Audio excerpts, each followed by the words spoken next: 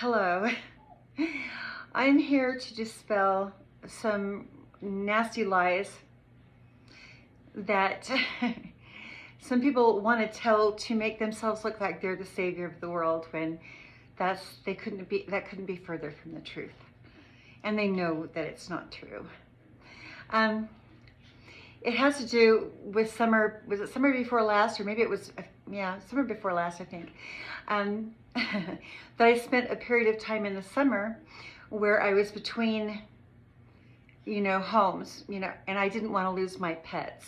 But what happened is that when I was in Pleasant Grove, and there was a lot of, really, I don't know, toxic people there, and that were in my face all the time. From the very beginning, I moved into Brenda's house in Pleasant Grove. One toxic person after another, and a couple of them, in fact, the last one for sure had an ankle bracelet. Another one had just been in jail.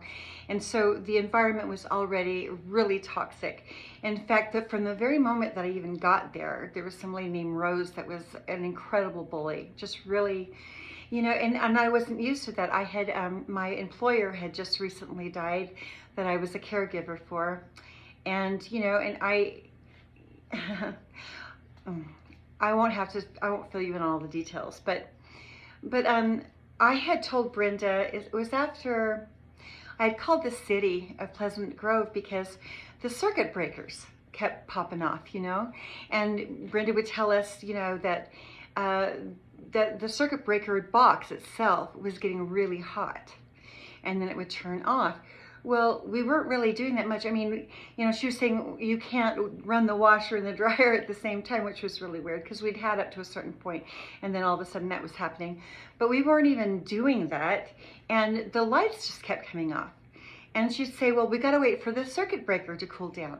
Well, this is like a really old house, right? And she wasn't doing any repairs on it, and that was part of the reason why I fell and crushed my shoulder. But she had, which had nothing to do with my phone call to the city, but she had 2 cows and about, I guess there were 12 goats and a bunch of chickens, right? Which, that wasn't really the point. I had called the city, actually the fire department said, I'm really worried, because our landlord is not replacing the circuit breaker box. And she's told us more than once that the box gets hot. And so I'm concerned that there's going to be a fire. I mean, she does daycare upstairs.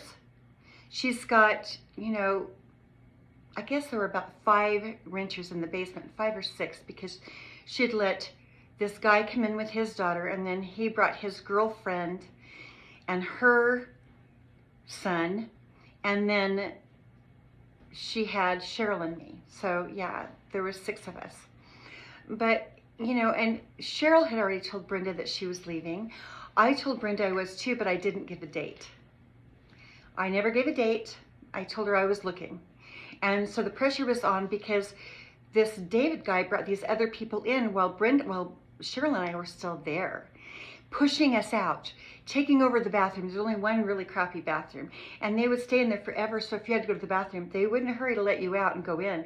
And these people, from what I understand, hadn't even paid rent or anything. David was just letting them barge in and push Cheryl and I out. And but Cheryl eventually left right before me. I had done all I could, to get my storage and everything out and put it into storage. I got it out of there. But I wasn't ready to go yet. Hadn't really ever gave her a date. I told her I'll try to do it by then, but I hadn't given her a firm date. But I had talked to the bishop, called him, that was in our ward at church, and I told him the situation, and he knew that I was still healing from, a reverse shoulder replacement. And I had been moving, I'd worked my butt off, I wasn't watching people move my storage, or my furniture without me working too. I was working hard to get everything out, and it was, and it ached. I mean, I'm sure I ripped it at that time because I could just tell because it was throbbing all the time. And I'm not complaining just to complain. It truly, that was what happened. And so at that time, when I was telling Brenda and even David, who was screaming at me, he was screaming at me to get out, to push me out. But I wasn't quite ready because, I could have gone easier, but I have, two dogs. Both of my dogs, well, one of my dogs I've had since my boys were in junior high school, and she was older. And then I have, my Chihuahua. And when I was taking care of Stephen, my boss, I bought him a cat for his birthday, and the cat loved me. And I loved the cat. I didn't want to leave the cat. And so, because I couldn't find a place for my fur babies and myself, I was willing, and I was just thinking, okay, well, I can camp between, for a little bit, and I'll find a place, and my son lives close by, so I can sleep there and wash my clothes, and, I'm not literally home. I mean, because I can go to my son's and sleep on the couch. It's not like I couldn't. I chose not to, literally. But the way that Brenda and David were screaming at me and pushing me, and I called the bishop and I asked him, can you help me, like with a hotel room for a couple of days, because these guys are belligerent, and I could tell they were not supportive at all. In fact, he gave me advice earlier on, because Brenda decided, he told me to get Brenda to give me an eviction notice. And he goes, well, don't blame me if it doesn't work out right, but if she gives you an eviction notice, then you can go into court and tell them what she's doing, right? And so because she was not really not really a very nice person. And there's a lot of issues with her along the way. And so I called legal aid to get some help, and I got an attorney to help me. And so so we found out, long story short, that she didn't really file an eviction properly. It wasn't done right at all. And so it was really faked. And anyway, in the first place, but the guy that I was talking to, the attorney I was talking to in Provo, said, well, just to be on the safe side, so the judge, rules in your favor. This was before it was just a bogus eviction. He was saying, well, maybe it's better that you go so that when the judge sees this, he'll just throw it out and it'll be no big deal. Well, we found out that, so I took pictures. I, cleaned my room really nicely, and I packed things up and I left because I knew I could go to my son's, and it wasn't going to be, but it was summer, and I thought, well, it's not going to hurt me to camp. I can camp. That's not a big deal. But, I put all of this together between two locations. And then I found a place over in Saratoga Springs, the condo, while I was out. Oh, also I went to Heber City and stayed with my friend's family, Camille, Eric Carlson. And so I stayed there for about a week before I moved into the condo.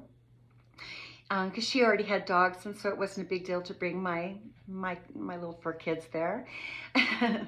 But when I moved in, so I got the place in Saratoga Springs, not knowing that this probably was orchestrated because of my ex-husband.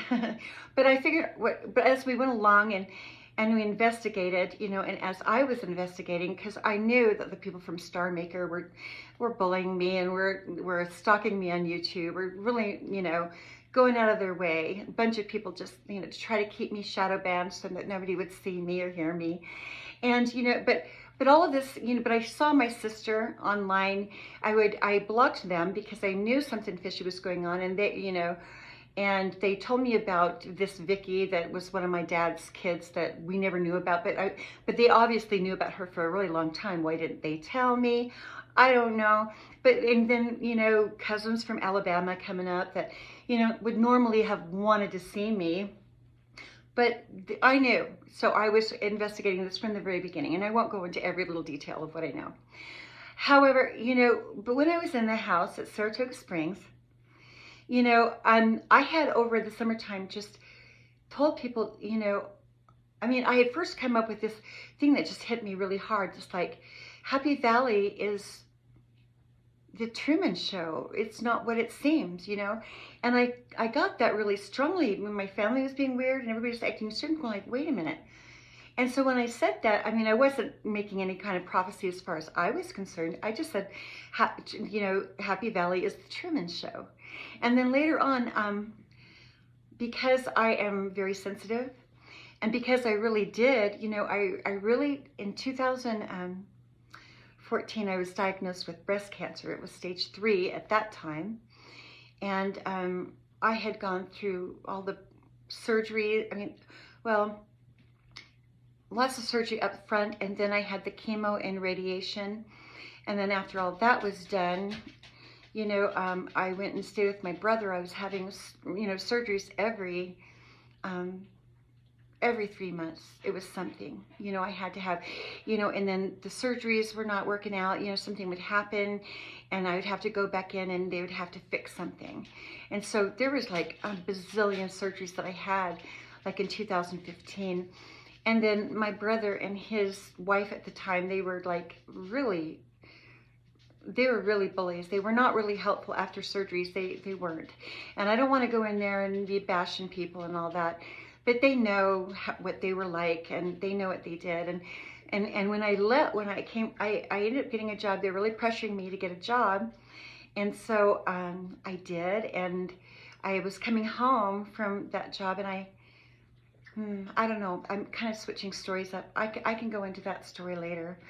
What happened after I was with my brother, but it was not good. But as far as this move from Pleasant Grove to Saratoga Springs, when I went there, I was really excited. You know, I wanted it painted beautifully and made it. I decorated it. It was gorgeous. It was really nice with my things, and it wasn't. It was, it started, I had said something because I am sensitive, and when you have an illness like that, you know, even then the veil is really thin. But even as a kid, you know, I'm able to, I can pick up energy pretty fast. I know energetically what's going on, and I had mentioned that my grandmother, well, Marcella had actually visited, one of the, I never listened to tarot at all. I wasn't a spiritualist in that way. I still am not. I don't read tarot. But I do listen to them because they really are doing a great job at helping to uncover some crime, which I think is extremely useful.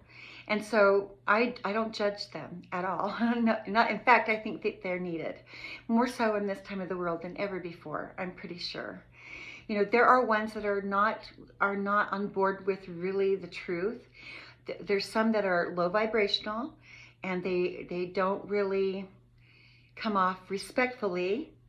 But there's others you can tell though, even if somebody, well, maybe that's another talk. Some of them, they might have used some bad language, but you can tell that they're either a wounded soul or they're good, or, you know, they're still high vibrational. They still care about the truth. So anyway, this lady comes through, and I was just I wasn't even going to, I mean, I was just skimming through, scrolling, and then I stopped. This one lady, I stopped at the elect God priestess or something like that. And she said, "Your mother, Marcella, wants to talk to you." And I don't know if they staged that or what, but I sat up straight, and I mean, everybody's heard the name Marcella, but you know, your grandmother Marcella, you know, it came right when I was scrolling. And I knew that there was something wrong because I knew about the bullying from Star Maker. And at that point, I was still with Star Maker, right? And so it was before I left. But shortly after I had said that, or I told Star Maker, I mean, one person at Star Maker, well, two actually. I told two people that, you know, I had, you know, these gifts, you know, and I had given him some evidences and things. I'd been talking to customer service. They were not helping me with the bullying that was going on within that app, and something was just off with them. And eventually I left because the energy was changing. At first everybody was having a good time, then the energy changed. It became really dark, and they were mean, and you know, you could just tell they were cornering me to bully me. And you know, I was getting these songs. They'll give you song suggestions, and so they would send the song by STP called Creep, and other songs about stealing, about, stealing. And so after you get something a few times, you realize, okay, somebody's stealing from me, and I'm getting that message. And there was a way that of repetitious behavior that I was able to, for over a couple of years, I was really watching my surroundings, what was going on there. And so, but anyway, I don't know if I told somebody that I might have said something that I heard that my grandmother wanted to talk to me. And so they got together and they put these in this condo. They got together, I suppose it was X and my landlord, Courtney, and and my siblings got together, and they put these parlor lights or something like that and cameras in my bedroom. I was in the master. And so I noticed that the parlor lights in my bathroom were, not all of them, they just flicker like this, and start behaving weird, which was different than how it was when I first moved in, right? And so, so at first it was like, no, that's just too obvious. And so I would get up and I'd unscrew the light bulbs and I'd look in to make sure that they weren't, to see if there was some sort of bug in there. Well, there was just one night, and I've said all this before, and they're hiding my videos, and so people can't hear my testimony. But I was listening to some spiritualist telling me how to protect my energy, to protect myself, and that I was under attack. And they would give particulars so that you would know. I mean, when you know it's for you, baby, you know, especially when they give you little little tidbits, little things that you just know they're yours. And so they were saying, to put herbs in your bath water. And so I was at the time, there's this one particular night, and I was really, in fact, I told another lady about the flickering light. I was showing her in a live, a spiritualist, like, look at my lights. This is kind of bizarre. It's a little bit too much because it would flicker, and then they go, it's like, okay, so there's something up here. And I knew that it had something to do with me posting about my just a couple of times too, about spiritual experiences that I had. Well, this particular evening, I was listening to Intuitive Cat and I was putting herbs in my bath water. And then he started talking about the herbs in my bath water right as I was doing. And this has happened so many times, and I knew he could see me. There was just no doubt in my mind that he could actually, he could see me. So, and then the flickering. And so I knew. And then shortly after that, I get all of these on my feed. It's just like constant, one after the other. I get all of this stuff for this mastermind or this, mastermind meeting, over and over and over again from Tony Robbins. And then finally I went, but then somebody warned me, you don't want to tell these people what your plans are because they want to know what your plans are. And so Spirit had already warned me about that situation. And so I didn't continue to watch the next day. I left that situation, and then I would get, this thing about the Unstoppable program with Tony and Sage Robbins, and it would just come over and over and over and over and over again, right?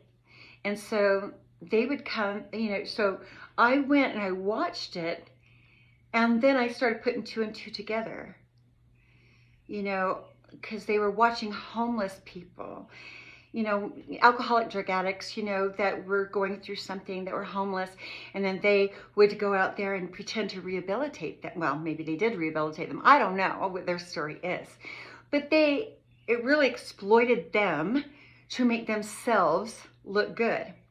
At the very same time that all of this was happening, I kind of put two and two together. I don't know if it's exactly true, so, you can research it, investigators, but when President Trump was out there, he was really pushing his campaign at the time. He wasn't president yet. And he was talking about, getting the homeless in California was such a big problem, and the border control in San Diego, and, coming up through Mexico and through different, means.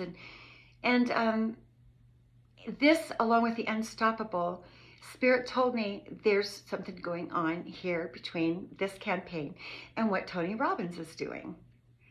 You could do the research, okay? And it was all about homeless, getting people out of prison, stuff like that, But I have absolute reason to believe, with the help of my ex and siblings, that they were doing everything they could at Brenda's to make sure that I had to get out before I could find the next place. Even though I told Brenda, I haven't had another place yet. I don't want to leave until I found another place. I never gave you a date. And then she did the eviction thing, which was phony. And then, you know, just the way it all came down. So again, it wasn't like, you know, I did camp out. It was, to me, it was camping. I didn't want to bother my son and his roommates because he had 2 roommates. I didn't want to overburden him because, you know, and we were both frantic, you know, both looking, you know, to find a better place right when I first left Brenda's. But then I found a place, but it was going to be like, about 6 weeks before the condo was even ready, because the owner, Jeremy Seppi was his name, in Harvest Hills, in the Harvest Hills condominiums in Saratoga Springs. But anyway, I knew that they had cameras up. I knew it because I knew that people could actually see what I was doing. And and even right now, if I do something like go out, you know, just any kind of thing, whatever I'm eating, whatever I'm doing, they'll pop on and say, you're overeating, or you're putting this in your body and you shouldn't be doing that. You're fat, you're this, you know, mean stuff, you know. So if I wasn't going along with the program, they'd send a bunch of mean stuff in my feed, you know, on YouTube. And I knew that people weren't seeing my videos. I knew that they were blocking videos and things that I was doing. And Courtney was getting really hostile, and they brought in this other lady that was also very hostile, you know, and found out that Courtney was trying to sell this lady that she let come in and take Robin's room. They were bullying me to get out because this lady wanted to have the master. And she was really a piece of work. She was really nasty. I was very nice to her. She was nasty. And Courtney, and I asked Courtney, you know, we were having, you know, in a reasonable, but, you know, I was very direct. And I said, you know, I know you're taking my mail. I know that you have cameras in here. And she said to me, we were out on the porch. She said, well, we just want to make sure that you're not a criminal. What do you think? I'm stupid? Are you kidding me? Of course I'm not a criminal. You don't put cameras in and surveil somebody unless you have a reason to do so. And I was peaceful. I was more than respectful to my roommate, more than respectful than they were to me, that's for sure. And, you know, so it was all just really obvious, you know, that there was something going on. And I even asked her, I said, you know, and I knew because my ex-husband Kent had actually, in years past, had applied to be the city attorney for Saratoga Springs. He didn't get the job, but the judge that I went to after they took my truck, I know that they're acquainted. Let's just put it that way. And so anyway, they really did do the camera thing, and you know, I mentioned that, you know, how you can clearly see me because you're saying exactly what herbs I'm putting in my bath water, Kev. And so, I mean, I knew for sure. And then, you know, Courtney actually admitted that there's cameras, you know, in the condo, which is completely illegal in every single way. It's illegal, okay? So this thing about them pushing me out because, well, the thing is that they want to push me out of the condo so that Courtney can sell this new lady's house and get the commission. And she promised this lady the master bedroom. And so she comes in, so this new lady comes in. They must have a plan because she gets really mean to try to get me to leave faster so that she can have the master. That was kind of it. So all of this homeless bullshit was just that. It was bullshit. You know, they were forcing me into a situation. So it was staged, it was planned, you know, they did it on purpose, it was premeditated, no question about it. So what I'm supposed to do, well, and then I go to that, well, like I told you, I went and saw the Unstoppable thing, so I could see that they were doing this, you know, and I like to have beer when I was I like drinking beer when I was singing songs, and I like to have fun, you know, because really I was under a lot of stress, and I looked forward to my times with that. But it's not the first time I've walked away from, you know, drinking or partying. You know, I didn't have to go to rehab to do it. I just stopped, and, you know, it's just, I was just, you know, if I'm going to die, and that was another thing too. Everybody knew that I was diagnosed for real with metastatic breast cancer. I really was. But the thing is that I lived longer than the statistics would say that I should have lived, and they got impatient, okay? Plus, I believe that some thievery happened with these same unstoppable people, maybe a while back before, is what I'm feeling might have happened. And so, because I've learned that I've been watched for like the last 5 years. Why? That's interesting, don't you think? So anyway, I knew that they were staging this. And when I watched Unstoppable, I figured it out. Because it was homeless, it was about drug addicts. They wanted to put people, on this program to say that they came in and rehabilitated them. Tony Robbins and Sage Robbins and Unstoppable, they did not rehabilitate me. Not only did they not rehabilitate me, they bullied me, and they were a part of the bullying. And they do it and say, well, it's just for your own good. But they went so far that it was unstoppably unbelievable. Okay? It was. I'm a prayerful person. I get on my knees and I pray.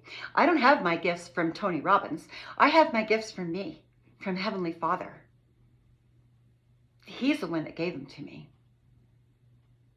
And I've known, and I've tracked, and I've given evidence all along the way what happened to me. I know it. And I cannot find a possible way for someone who helped defame me, helped to create, with money, a RICO crime against me. How in the world would he expect that I'm going to give him credit for helping me when he was the reason for my homelessness, probably at least the second time in the first place? Watching me like, some sort of gang stalker, eyes big, obsessive, and you guys all know it too. Not letting me go.